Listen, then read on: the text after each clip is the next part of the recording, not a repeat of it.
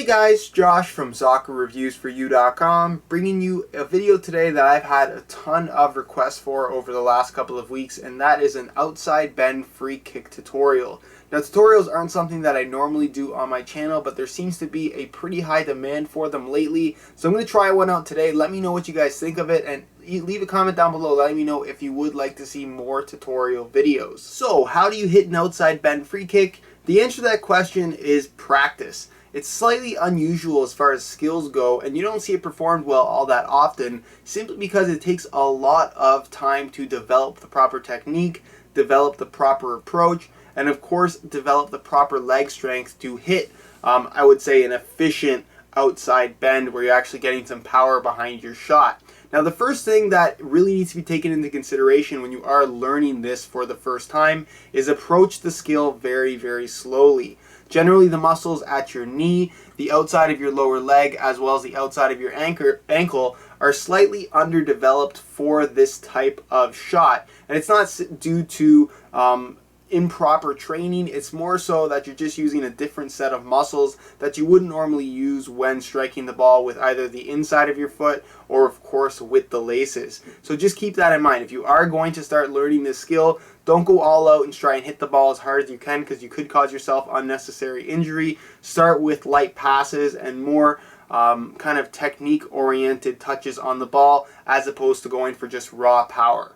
One of the most important things when hitting an outside bend free kick is your approach. Once you've set the ball on the ground, the common mistake that a lot of people make is they try to come at the ball or run at the ball at a very severe angle, and that's just not something that you should do, simply because it's very difficult to generate any kind of power, not to mention hit the target, if you approach the ball at such an extreme angle. So I'm going to show you a clip in just a second here, but what I like to do is put the ball down, take as many steps back as you need to develop enough power. Again, everybody's going to be different. I don't like to say that you should take a set number of steps back. It really just depends on what type of distance between you and the ball that you are comfortable with. And what I like to do is be almost straight on with the ball and line up my kicking foot with the ball itself. So it's a slightly straight approach. Obviously, I'm right-footed, so I like to stand a little bit to the left of the ball, but for the most part, you're almost having a completely straight approach to hit an outside bend free kick.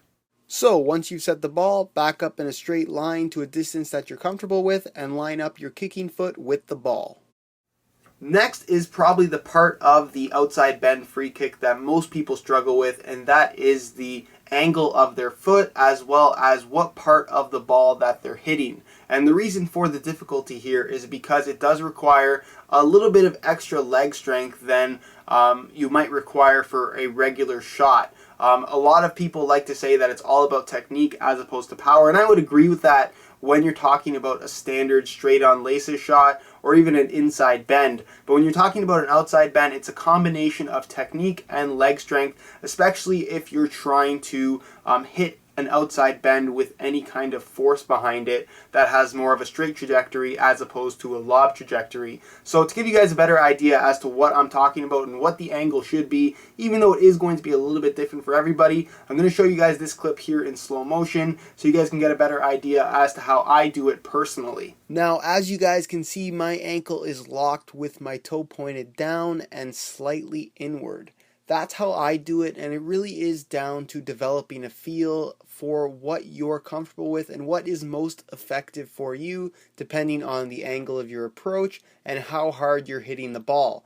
Now, of course, you want to hit the ball on the left side if you're right-footed and on the right side if you're left-footed. And again, it's about finding that balance between hitting enough of the outside of the ball and hitting enough of the center of the ball in order to generate enough spin as well as enough power. And this is something that just really comes down to practicing.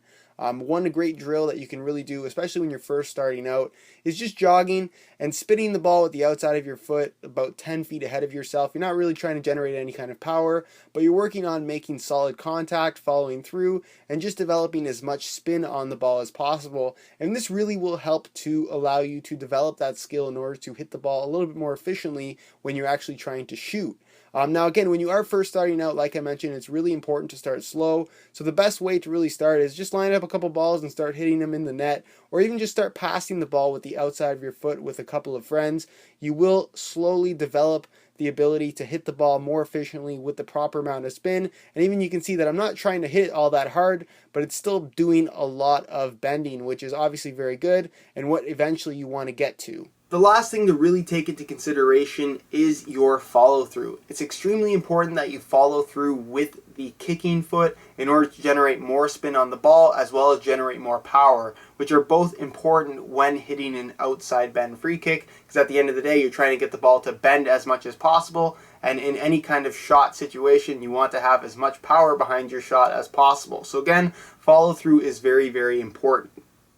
Again, it's important to have a smooth follow through in order to ensure that you're going to have enough power as well as enough spin on the ball. A great drill is just lining up the ball on the goal line and trying to curve it into the net. It's going to allow you to see how much spin you're actually generating. Alright guys, well that's it for my outside bend free kick tutorial. Just to do a very quick recap, be sure to approach this skill slowly. Don't go too hard at first because you could cause yourself injury. Keep in mind your approach, the angle of your kicking foot, where you're hitting the ball with your foot, of course. And of course, it's very important to follow through in order to generate as much spin and power on the ball as possible. If you guys did enjoy today's tutorial video, be sure to support it with a like. Leave a comment down below. Let me know how these tips helped you out, not only over the first couple of days, but also over the next couple of weeks.